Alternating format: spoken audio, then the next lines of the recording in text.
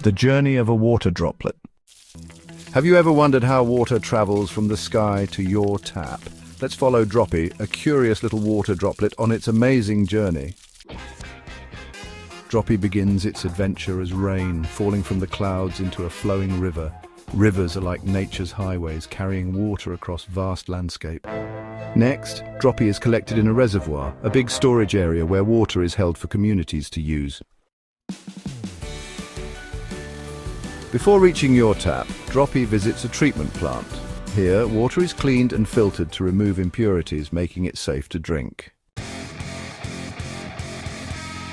Finally, Droppy travels through pipes and arrives at your home, ready to quench your thirst or help you wash up.